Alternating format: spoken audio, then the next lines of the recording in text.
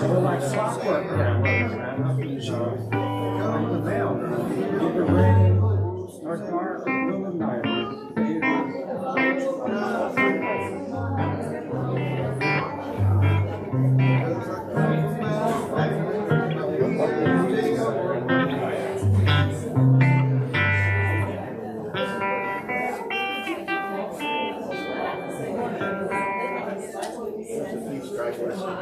But I think whenever you're ready.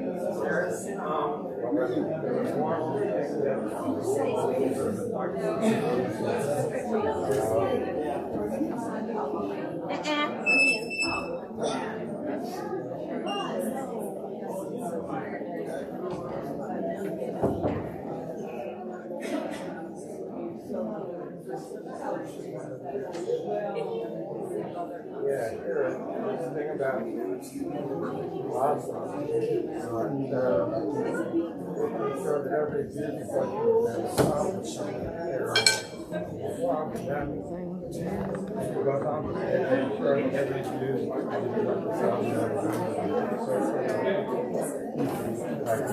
I didn't know what else to say, so I just went with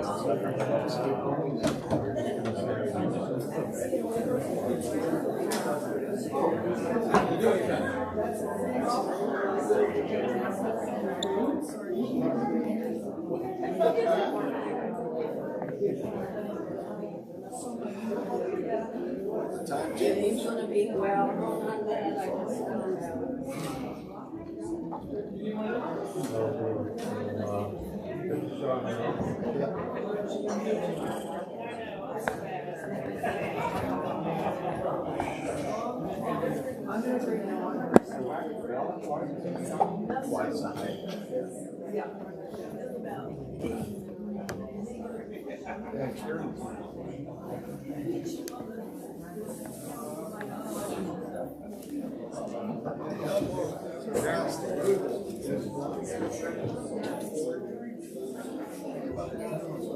This one isn't on there.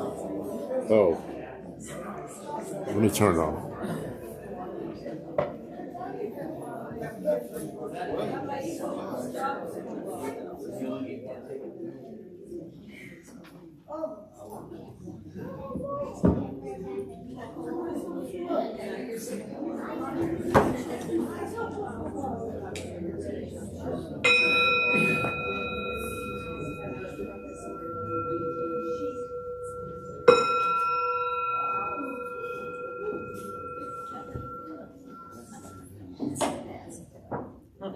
Rings a bell.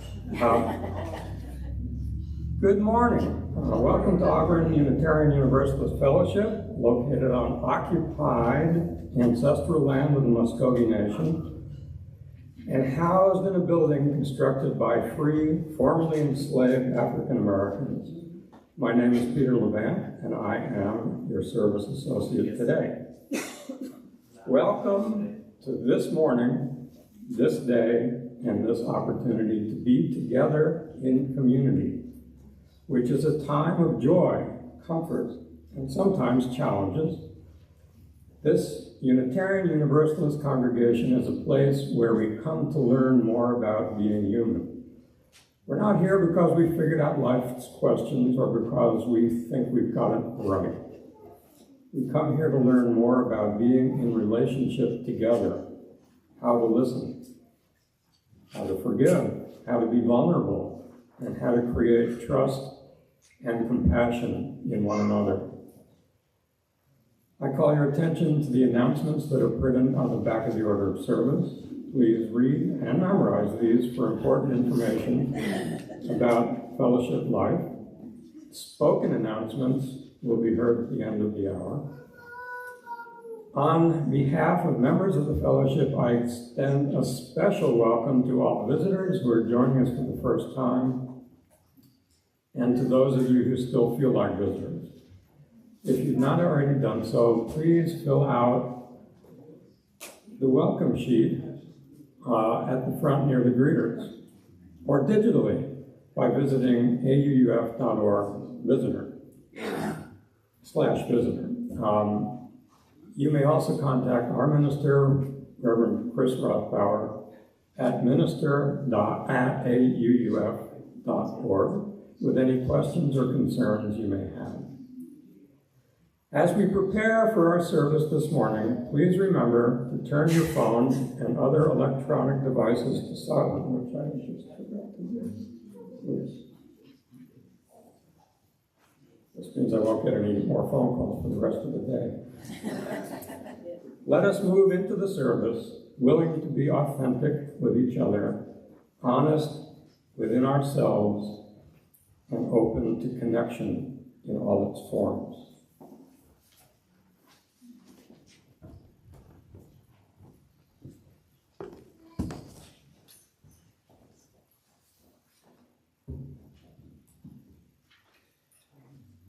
Our opening words this morning are from Sarah C. Stewart.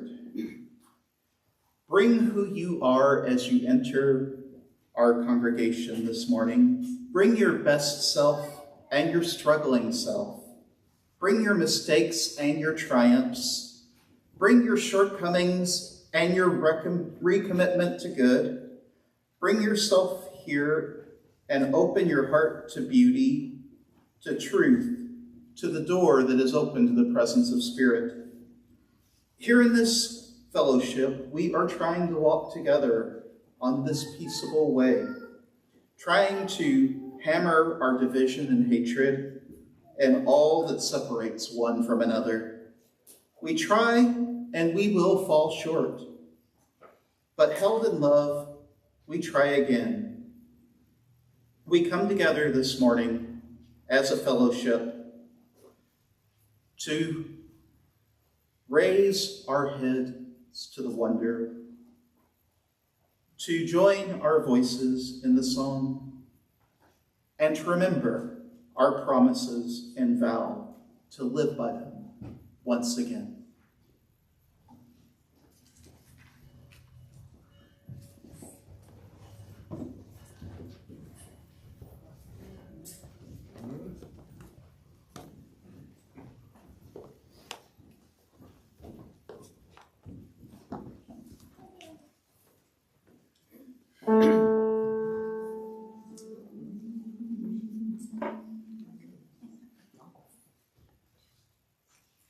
May the blessings of love rest upon you.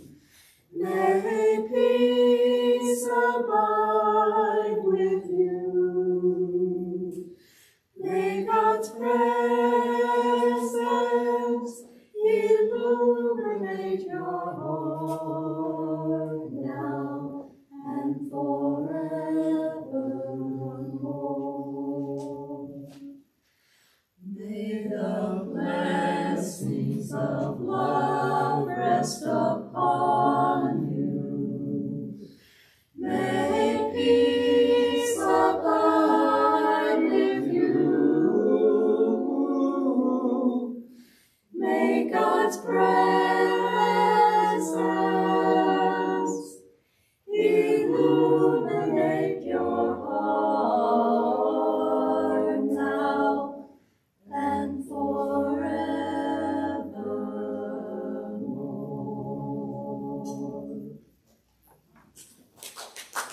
Thank you.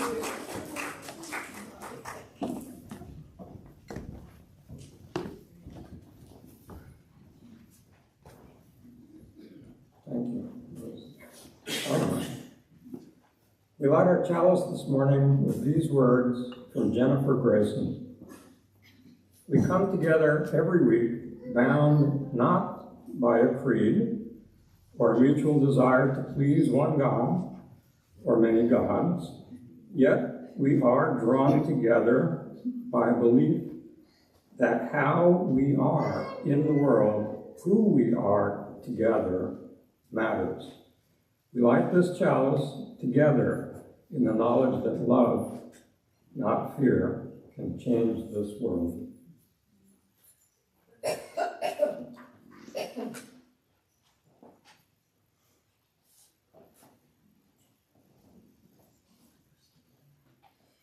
As is our tradition, we also light a candle in solidarity with those families and individuals separated and suffering at our southern border.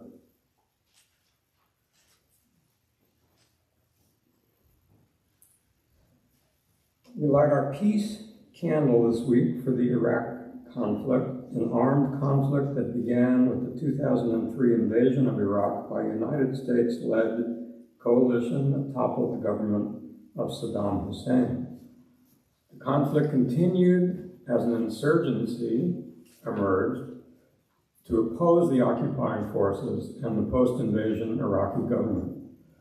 The United States officially withdrew from the country in 2011, but became re-involved in 2014 at the head of a new coalition.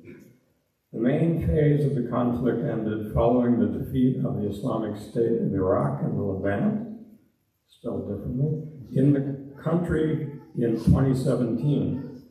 But a low-level ISIL insurgency is ongoing in the rural north parts of the country. At least 332,000 and possibly over 1.215 million people have been killed in fighting in Iraq since 2003. In 2022, 4,491 were killed in fighting. 298 people have already been killed in 2023.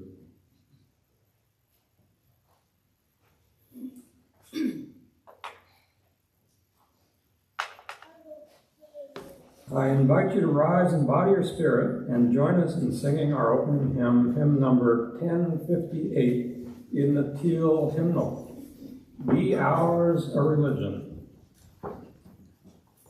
Most of you are probably not familiar with this, so I'm going to let the choir sing it through first, and then you can join us.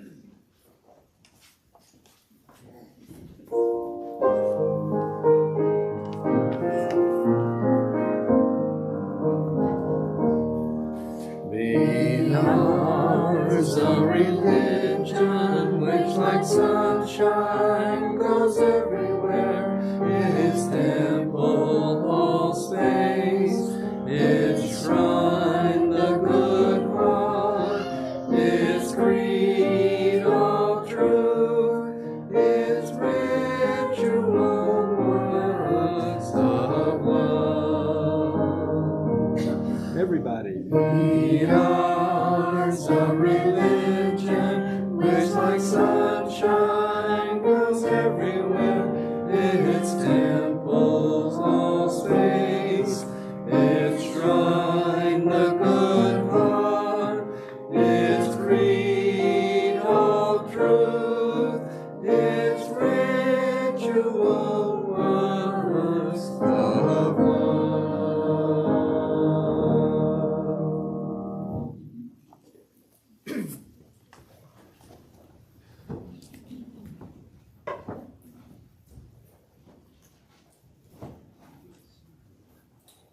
One of the ways that we proclaim the warmth and caring of our community is by sharing our joys, concerns, and milestones. If you're joining us virtually, we invite you to type your joy, concern, or milestone in the YouTube chat box during the music for meditation. We invite those in person to, one at a time, drop a pebble into our communal bowl during the music for meditation. Spoken joys and concerns will be invited following the music.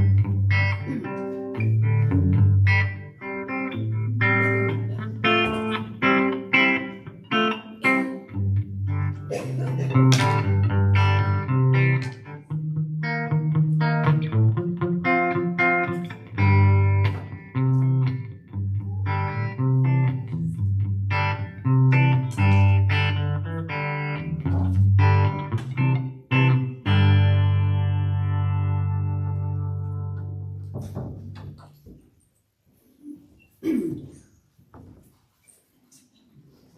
invite you, if you have a joy, concern, or milestone, to come forward one at a time and briefly share it into the microphone over there to help maintain social distancing. Don't tailgate the person in front of you. Hi, I'm Laura. I want to call attention to this lovely jacket that's been in the Lost and Found. It's a woman's jacket. It's a winter jacket. It's very warm, it's very comfortable. It also has gloves in it. A pair of gloves, but I'm just going to put on one. So, and it fits me.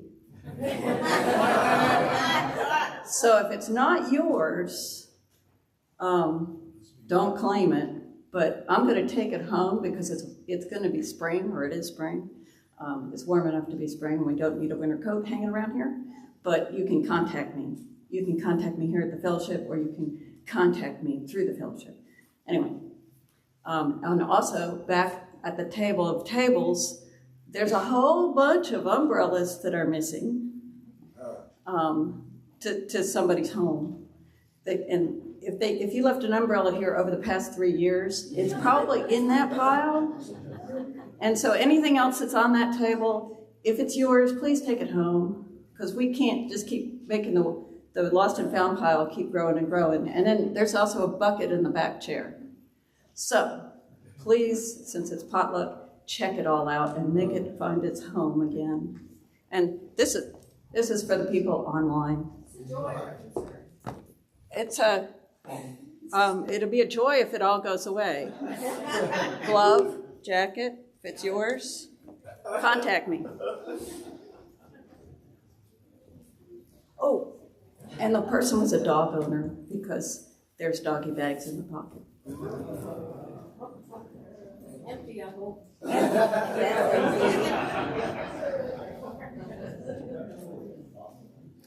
Hey all, I'm Billy. I'm your VP of Finance for this year. Our joy this morning is that so far we have 9 pledges in for the coming year, totaling $49,000.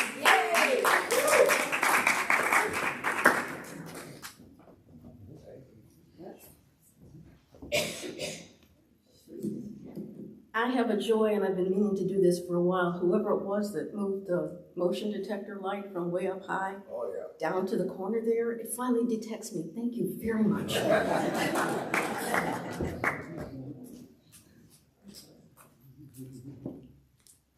So unfortunately, the bus is still a concern. I was supposed to pick it up yesterday, and for the second time, got a text message at night saying, hey, it won't be ready till like Monday or Tuesday. So I responded, I am picking it up on Monday. It is going home with me Monday. I must pick it up on Monday. So see how that goes.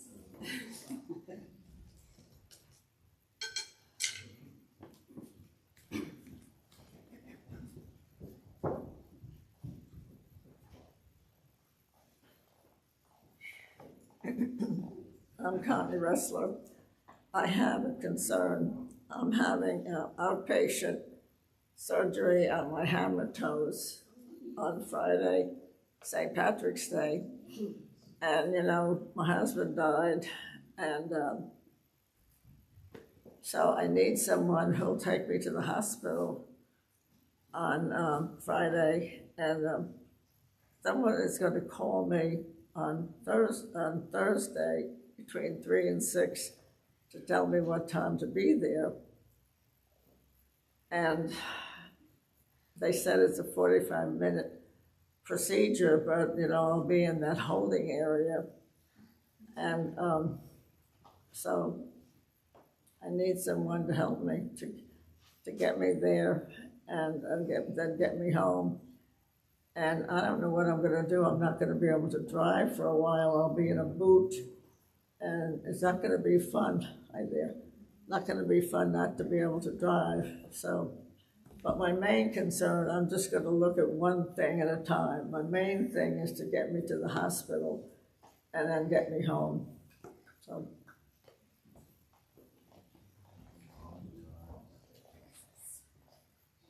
ever has a joy that stretches continually from the time he opens his eyes in the morning till he falls asleep. Thank you to all who shared their joys, concerns, and milestones this morning. We do have a submitted joy, which I'm happy to read. Marcia Rossi and Larry Moore share that Larry had heart bypass surgery at the Cleveland Clinic in Ohio this week and is recovering well. Please keep him in your thoughts. They hope to return within a few weeks.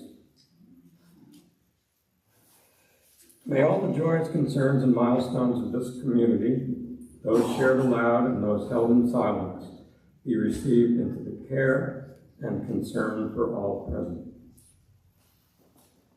Our moment for all ages today is led by our coordinator of religious exploration, Angela Farmer. Hey, like I always say, young or old, you don't have to be shorter than me. We're going to have fun today. I hope. Sure. Why would I say that? So, I'm going to come up here by you, Penelope.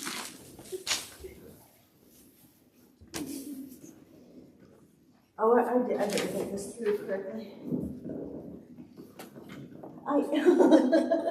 They always say put your tent together in the dark before you go camping, because when you get there, it's going to be dark, right? You have these for me.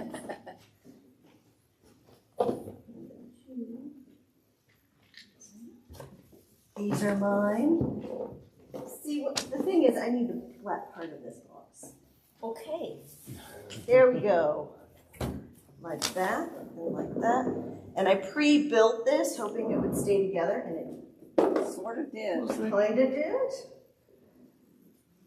You know what? That's perfect for the illustration. Perfect. So, do y'all, let's see, not all of you were here when we made this, but do you guys know what this is? Do you recognize that?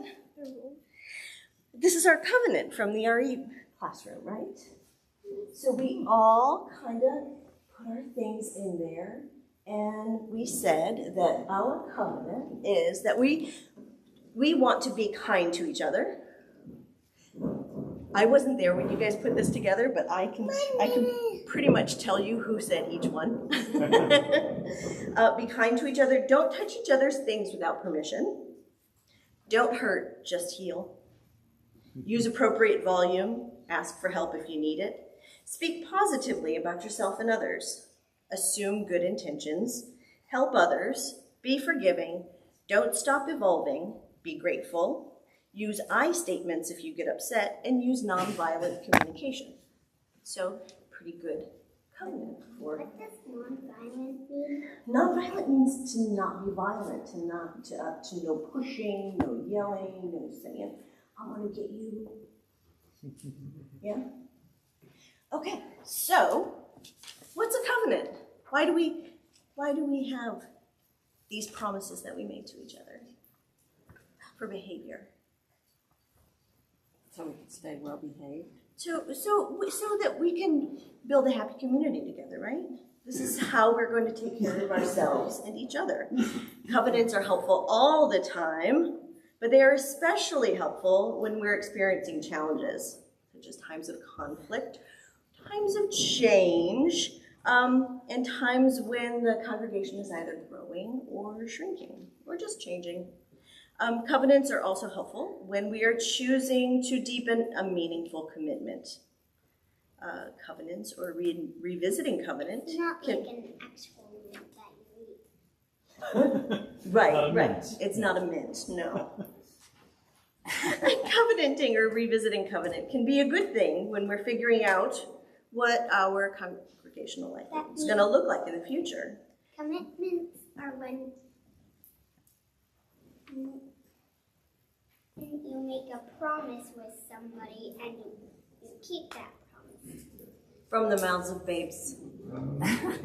In times like these, covenants are loving, active scaffolding, a protective presence that can help us when things get a little shaky. And they work best if everyone takes part in being part of that protective presence. Who would like to help me play a game that's going to help us embody covenant? You want to help? Okay. All right. I am going to give everyone who wants to be a helper a sticker. This is going to be your name tag, and it's you're a covenant keeper. A covenant. Oh my. I'm going to give one. Would you like one? To the far back. Yeah. Would you like front. one? You want one, don't you, Everett? There you go. Yes. Would you like one, Martha? Sure. Covenant keeper. You can be covenant keeper. Everett. You can wear it.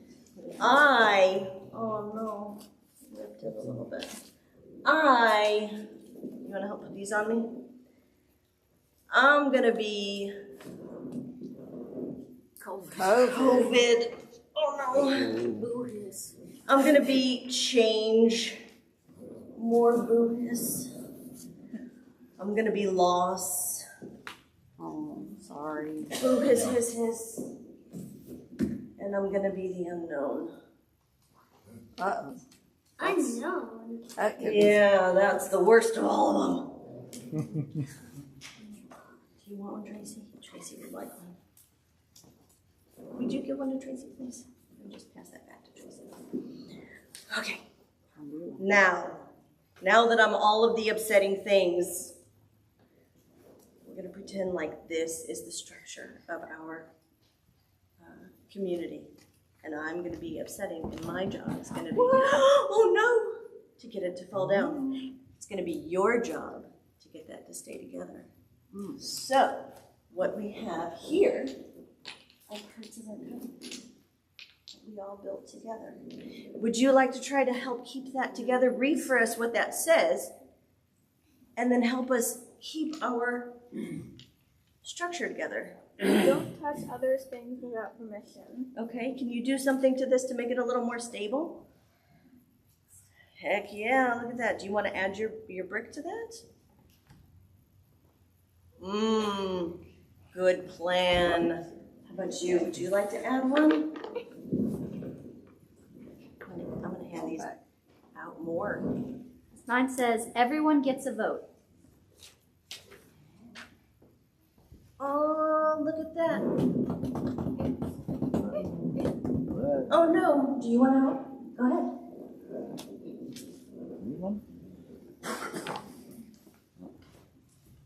Learn together. Put it on here to help it be stronger. Are there any grown-ups out there that have anything that they would like to add to this to help it be a little bit stronger? Oh, would you read what yours says and help us? Mine says, help others.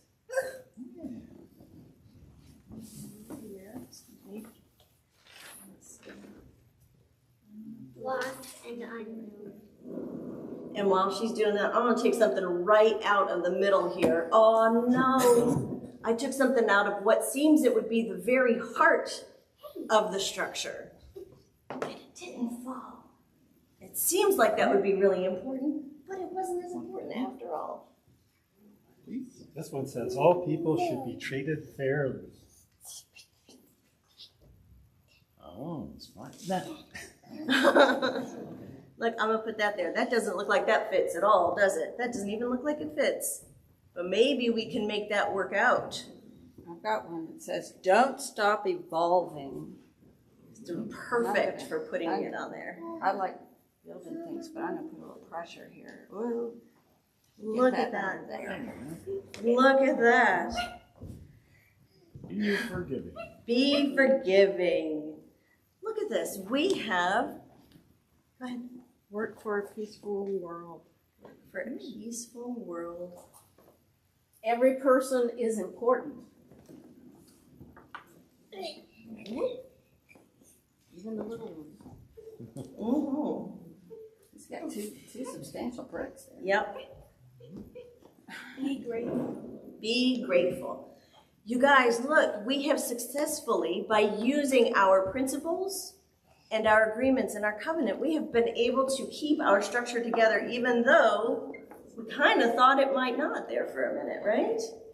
So good for us. Do you guys want to take this Jenga over to the RE building and play inside because it's so icky outside? That's a good Yes, let's go do that. Okay, you want to pull it down? Keep getting stuff on my shoes. All right. It is working. Would you like to sing them out?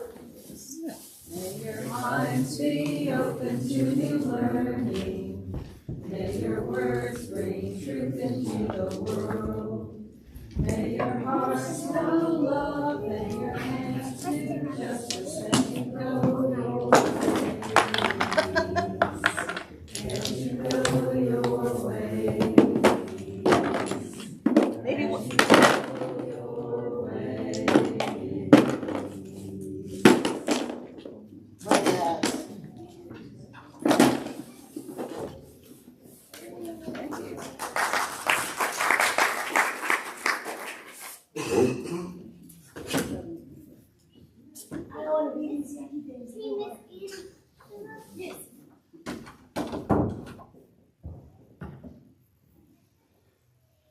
Please join me in the spirit of contemplation in whatever way feels right with these words from Teresa and Ninian Soto.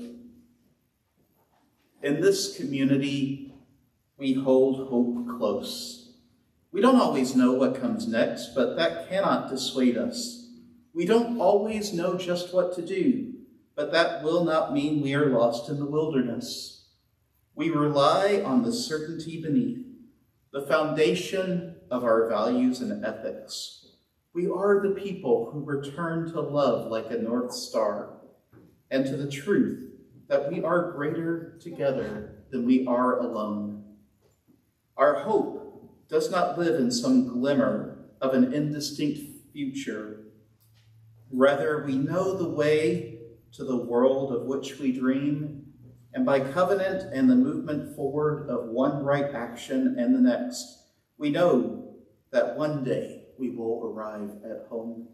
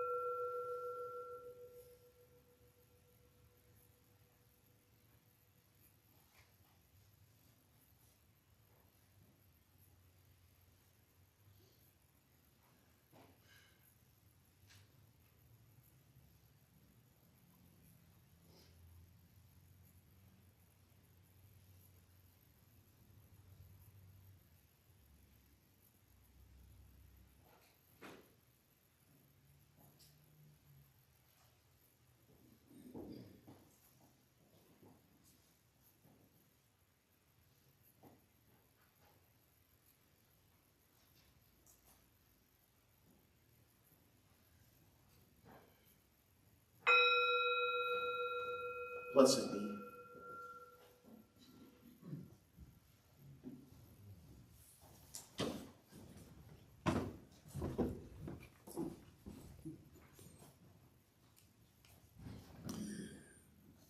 I'm Jim Newton. A lot of you probably know me, but let's see. So as I moved further and further away from home, from northern New York, where almost all of my extended family was, I began eventually to feel that I was taking a big chance. What if something happened to me? I wasn't really looking for a church because I'd become an atheist by then. But it was Jan who eventually convinced me to attend the UU Fellowship, a service at the UU Fellowship in Williamsburg, Virginia. And not to go off on too much of a tangent, but I sort of became a fixture at UU services there. And when we moved to Auburn, I came here, I think, the first Sunday that I was in town. One of the reasons I support AUUF is because the people of this fellowship are a support network for me. If something happens to me or my family, I know that this is a community that will be there for us. So I told you a little bit about how I happened to start going to UU Fellowship, and why do we keep coming back? Well, for me, it's because the people here share many of the values that are important to us. The principle that we affirm and promote the inherent worth and dignity of every person is a value that is not shared by many communities in our area. Almost everyone says they believe in justice, equity, and compassion in human relations, but I believe we make a better effort to put that into practice. These principles remind us that everyone deserves respect and should be treated with kindness and compassion, and those tenets are valued here. I also appreciate the fellowship because it is a place where there is little danger that I will be told there is one true God or that someone died for my sins. If you believe those things, I won't tell you you're wrong, but I'm nearly certain that you won't tell me that I'm wrong either. The chance to belong to a community like this one is not something that we should take for granted. As treasurer of AUUF, imagine what we can do with a well-funded ministry. Indeed, imagine that we can do that without having to dig too deeply into our reserves in order to fund our programming and pay our minister.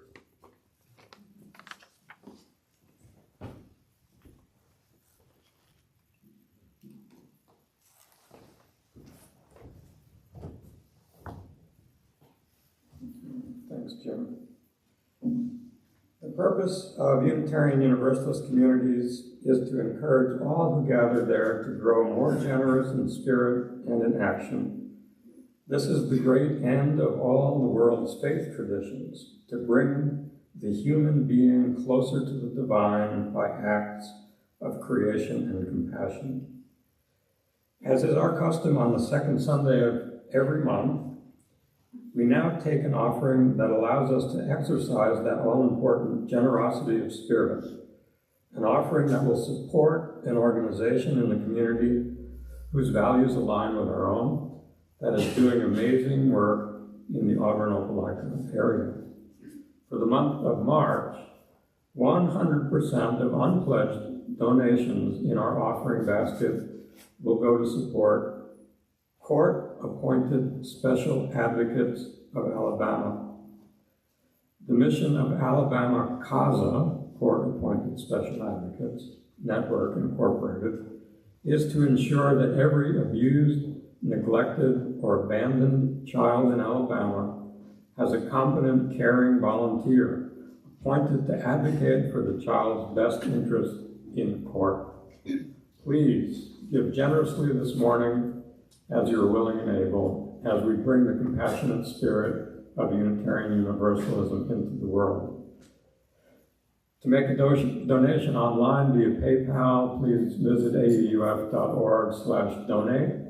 Please indicate in the notes whether your donation is for your pledge or for today's offering.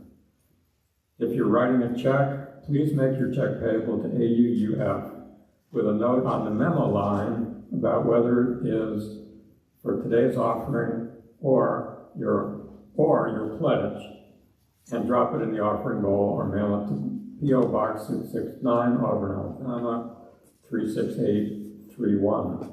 The offering will now be gratefully received.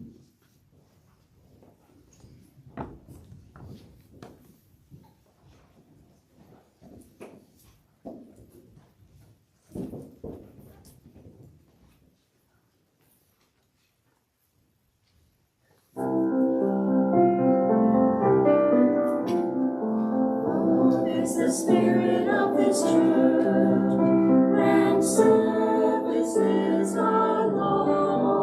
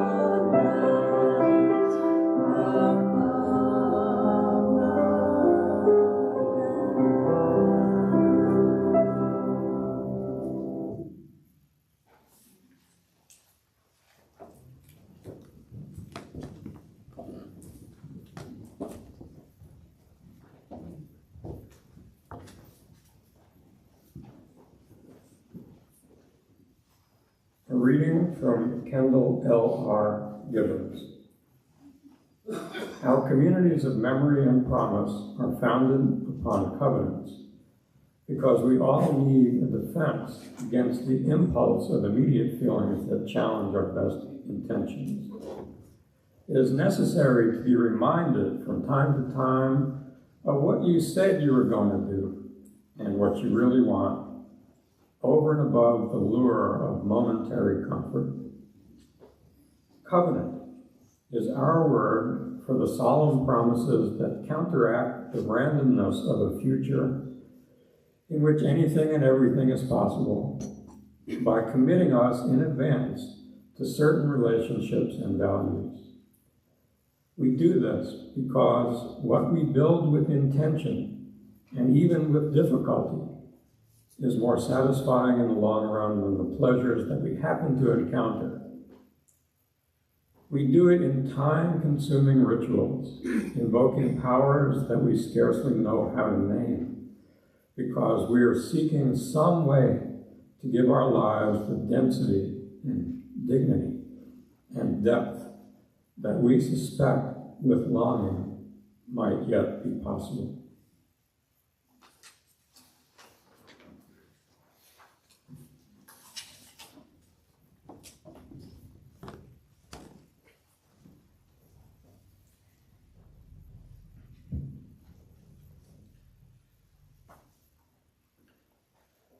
When I first started attending Riverside Elementary School in 1985, the school had been open for about 14 years at that point, and it was quite an unusual school. You see, it was built without a self-contained cafeteria. For the first 2 years that I was there, we ate lunch every day in the gymnasium, which meant that, yes, when you went to gym class, you were likely to find little pieces of salad spread all across the floor. But when they built this cafeteria, it was a big deal, and they wanted to keep it looking nice. For whatever reason, whatever insane tormentor who decided to draw up these plans decided it would be a good idea to put carpet in a cafeteria used by preteens. Yeah, it wasn't a good idea. But the immediate thought of the principal and administration was that they would draw up a list of rules that every student in every grade would know, and they'd be displayed prominently on a wall in the new cafeteria. Now, I don't remember all of them, but they were all worded in an extremely positive way. The one that I do remember was popping bags, throwing food, and blowing straw papers makes everyone's lunch unpleasant.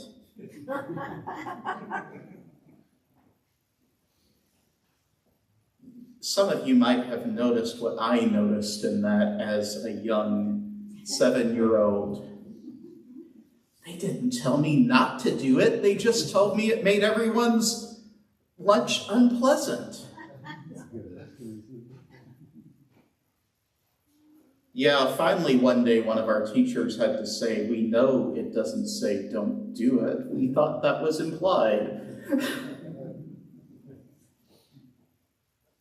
I didn't know it then, but I was getting my first lesson in covenant.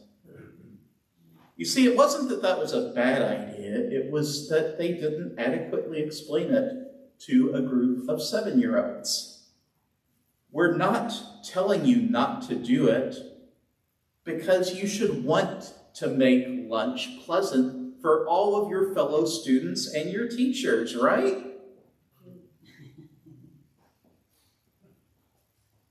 And supposedly those rules were a way to call us back when we weren't able to contain our youthful energy.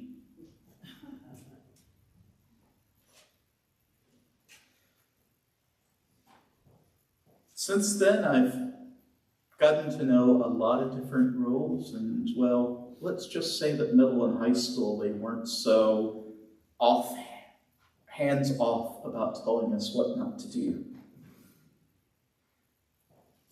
And yet, I still think back to that list. It was only about 8, but it was a list of expectations. It's not a perfect example of covenant. After all, they didn't involve the students in the writing of it. But yet, it's so much better than a lot of the stuff we face in our everyday lives. Do this, don't do that. As the song once said, can't you read the sign? I think the reason that a lot of people coming into Unitarian Universalist community are so off-put by the notion of covenant is because at first it can seem like a list of prescriptions coming down from on high that reminds us of not so healthy experiences we might have had in communities we were a part of before. In fact, many religious communities do define themselves by their shared beliefs. I would be hard-pressed to go into an evangelical congregation and feel welcome because I don't agree with them on a whole lot. And they would be hard-pressed to come here because they wouldn't agree with us on a whole lot. And yet, we still keep coming back to UU congregations. At its core, one of the expectations of communities such as that is that people will agree with one another. And if you don't agree, you're probably going to have a hard time.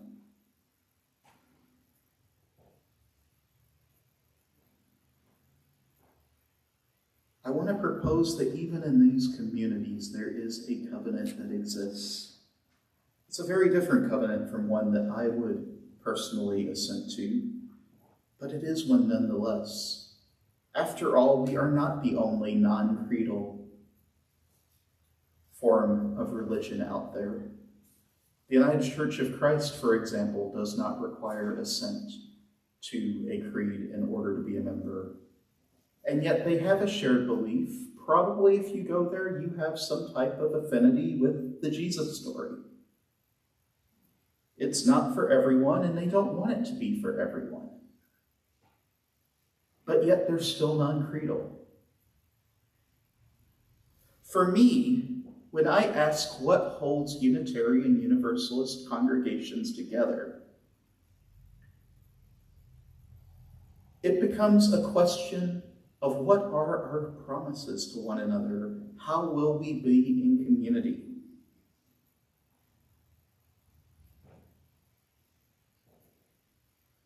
How are we in community?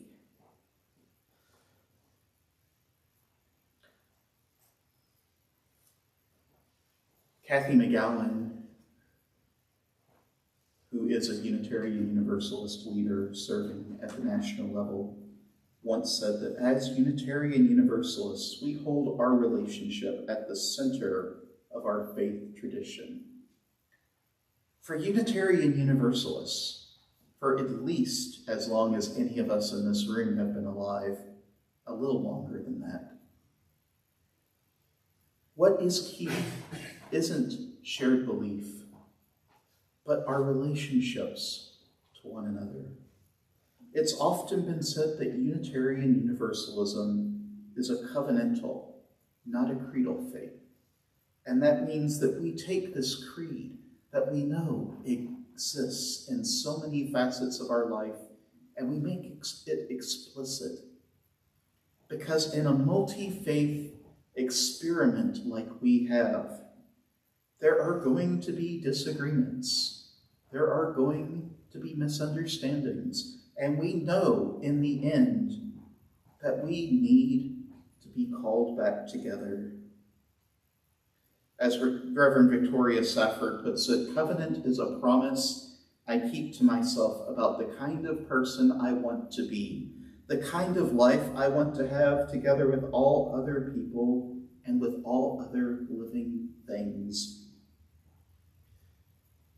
This isn't a new idea. The ancient Jewish people believed that they were in a covenant with God, that there were certain things that they needed to do to be in relationship with God, and that in response, God would do certain things for them. This was carried on by many early Christians who did not have a set of beliefs that they all agreed upon. This idea of covenant eventually made itself to North America.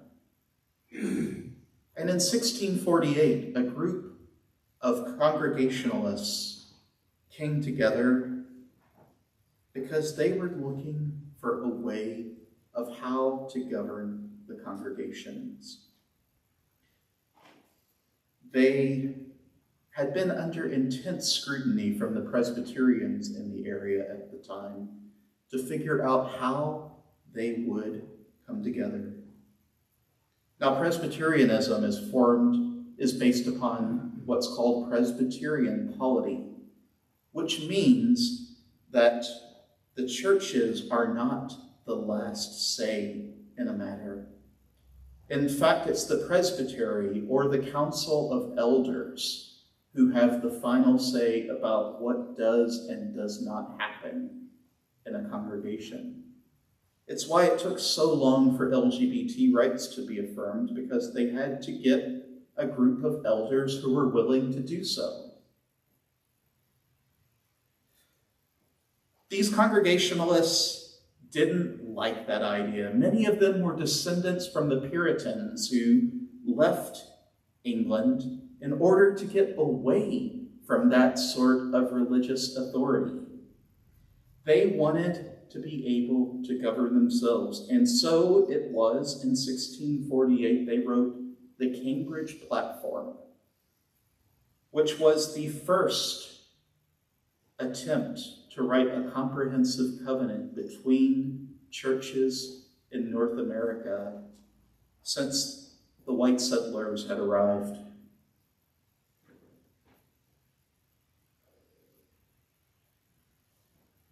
My history and polity professor at Meadville Lombard, the Reverend Nicole Kirk, hammered that date, 1648 Cambridge Platforms, into our head, because in many ways, without the Cambridge Platform, we would not exist, or at least we would not exist the way we do today. It is just as important as any other event in our history, and just as influential.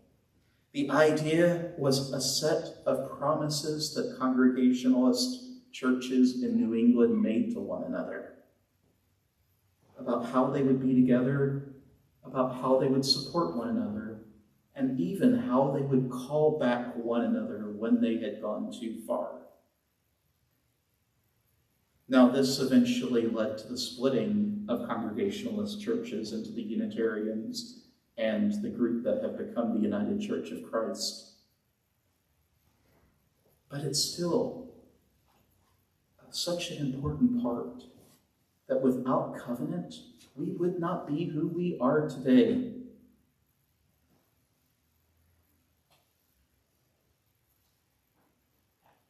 In some ways, we have a covenant even now. I said to someone not long ago, if you ever believe you don't have norms within a congregation such as ours, go up on stage and light a cigarette and see what happens. There's no policy, no rule that says you can't light up a cigarette right here on this pulpit, and yet I suspect you all wouldn't be happy with me if I did that. Don't worry, I'm still a non-smoker. Implicit covenants are just as important as explicit covenants, and yet they can create some conflict because there's some ambiguity. By writing down the covenant and what we expect from one another, we can come to an agreement of how we will be together, how we will define ourselves. It reminds us that just like any good relationship, when we don't communicate our wants and expectations with our partners, it's a recipe for not knowing what is needed. I used to joke that I failed mind reading class in seminary. And indeed, I suspect all of you would as well. Because we need to talk to one another and figure out what it means to be a member of Auburn Unitarian Universalist Fellowship. It's a spiritual practice in a way, because you won't find many places where you get to define what this congregation is. It helps clarify our relationship with one another, our relationship with the wider Unitarian Universalist movement, and the wider world. And it tells us what our limits are. I mentioned that there was a split between the Unitarians and the United Church of Christ. That's not a bad thing. It just means the expectations of the two groups were different. We all have to be able to come together, or else we will split apart. And it reminds us that if we do expect to come together, we need to know how to come back into relationship with each other. Kathy McGowan said the value of creating and stating covenants is that they help us to stay on our aspirational path. A covenant doesn't have to be a long thing. In fact, I think a covenant longer than a page is way too long. Don't go look up the Cambridge platform. It's 40 pages. But they were trying. I want to ask you, what keeps you coming back? And what do you need from each person in this room and in our membership in order to feel like you're a part of this community? I'm not asking us to create laundry lists of rules, but what would create a pleasant lunch experience for you here? Because we shouldn't need to set do and do not rules. Instead, we should just need the expectations laid out, because I don't know about y'all, but I want to be in a relationship. Because it's a whole lot harder to come together when you're not. May it be so.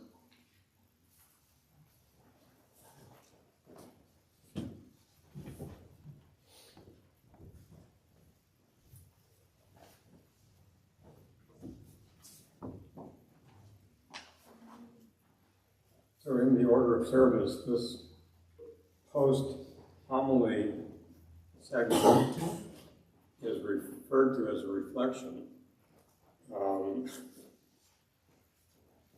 which may be a little misleading, at least in the present case.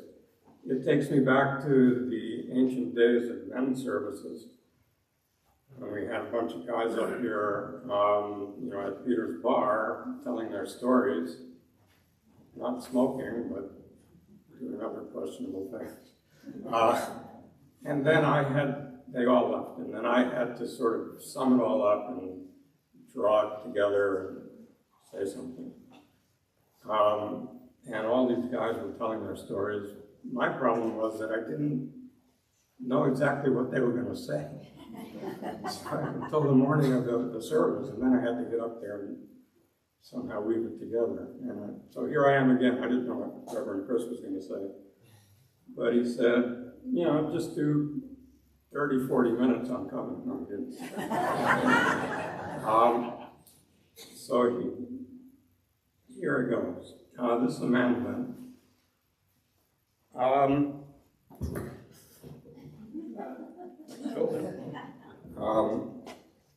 So suppose suppose you're a beginner and you want to learn to play the mandolin, and somebody shows you how to make a G chord. And it's just 2 fingers like that. And it's real easy. And we say, oh, great, that's a G chord. And you merrily go on your way, trying to play the mandolin, and years go by, and whenever you have to play a G chord, you have that nice, easy thing there, and life is good.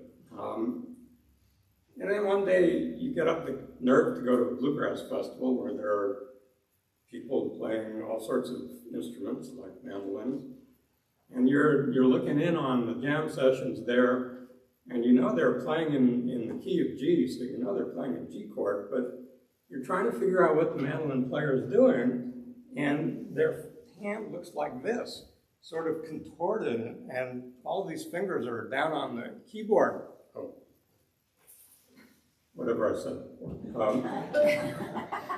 So, you say, whoa, I thought it was easy. This two fingers and it's done. But here's this complicated thing.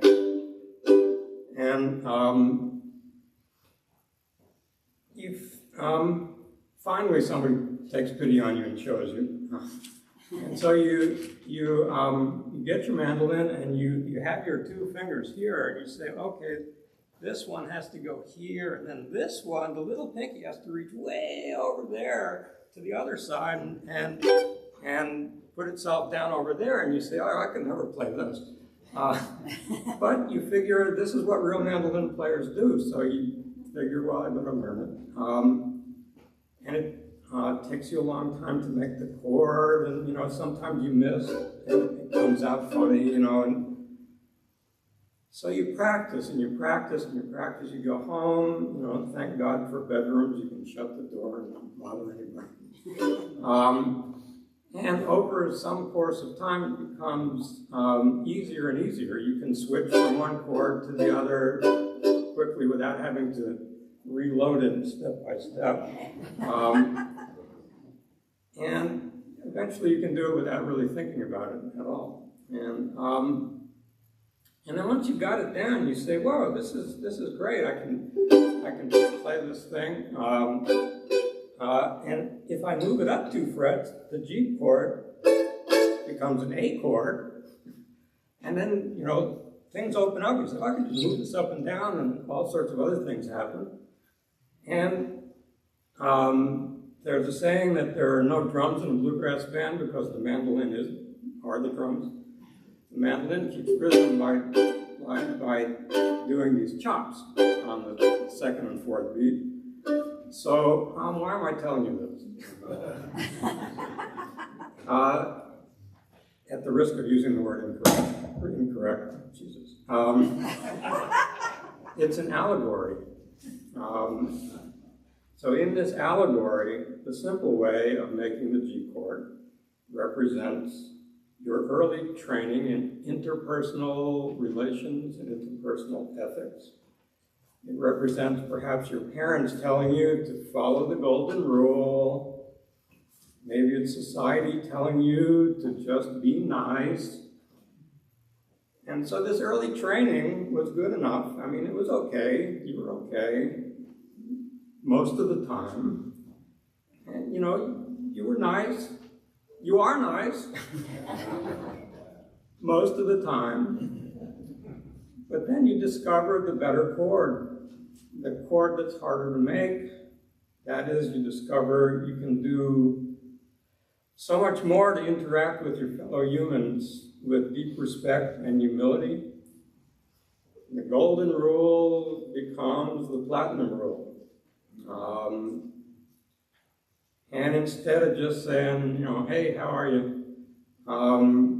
We greet each other with a literal or an implied namaste, which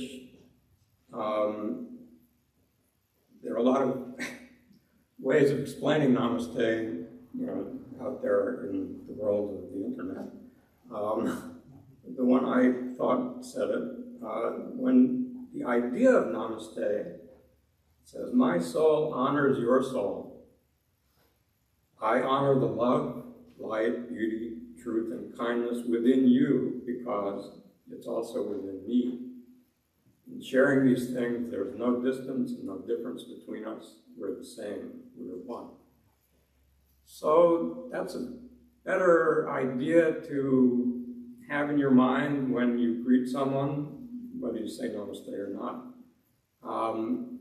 So it's stuff like that. That's the hard chord. The deep, going deeper to learn to be with people. So the covenant is what shows us that new chord, the harder chord. And it says we're all going to try like crazy to practice the hard chord, to play.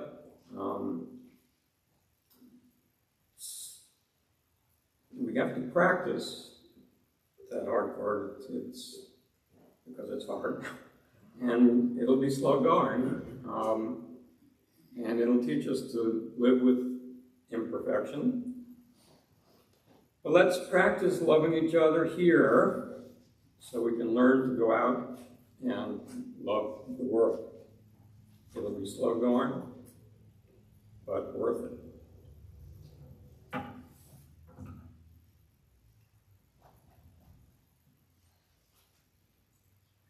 I'd like to invite you to rise in body or spirit and join us in singing our closing hymn, hymn number 1023 in the Teal hymnal, Building Bridges. The way we're going to do this is we're going to sing it through together in unison. And then that side's going to start. You're going to follow the three on the end there. Nice and right. And we'll do part two. Okay? 1, 2, 3, and. Building bridges between our divisions, I reach out to you, will you reach out to me? With all of our voices and all of our visions, friends, we could make such sweet harmony. Building bridges between our divisions, I Building bridges between our divisions, I reach out to you, will you reach out to me? With all of our voices and all of our visions, friends, we could make such sweet harmonies. Building bridges between our divisions, I reach out to you, will you reach out to me? With all of our voices and all of our visions, friends, we could make such sweet harmony.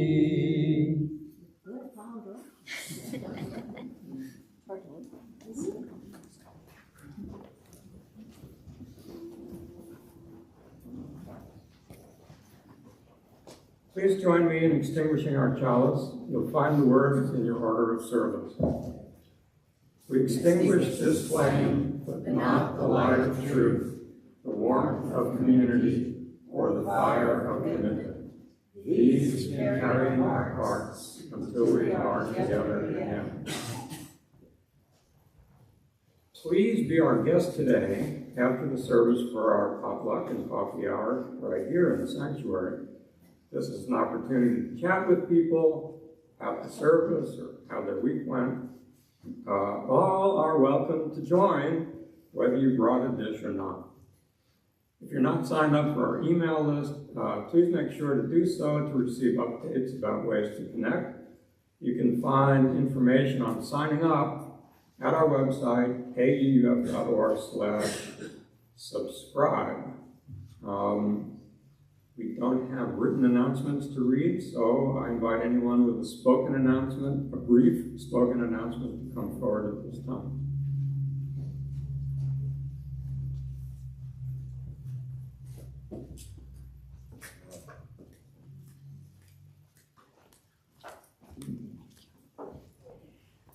I have an announcement.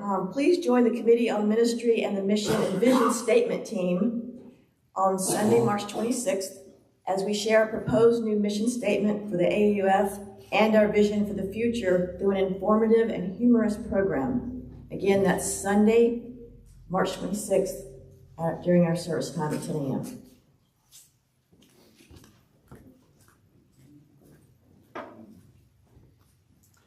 I've got two things. One is that after service, the Bush Center will be open for canvassing conversations. So if you are a canvasser and you see any of your canvassees here today, it might be a good time to tap them on the shoulder like, hey, let's go knock this out. Take a few minutes and get your pledges in. Also, as printed, this Friday is the CUPS meeting, Covenant of UU Pagan, I forget what S stands for, in the Bush Center, and hope to see you all there. I think we're meeting at 6:30 to 8 as usual, not as written down here. So hope to see you all on Friday.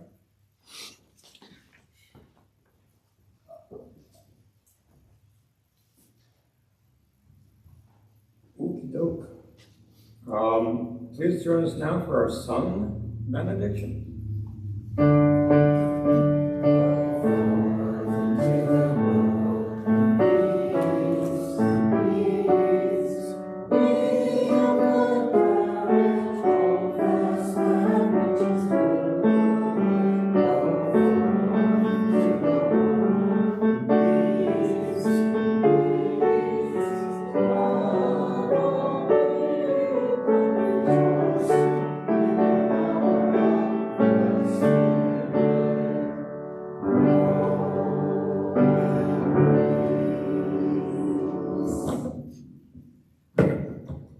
As we prepare to depart, we give voice to these hopes.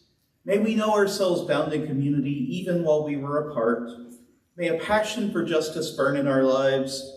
May we carry the light of compassion in our hearts and in our every interaction. May we be whole in our devotion to the truth and always carry the lamp of peace before us. Amen. Blessed be, and go in peace.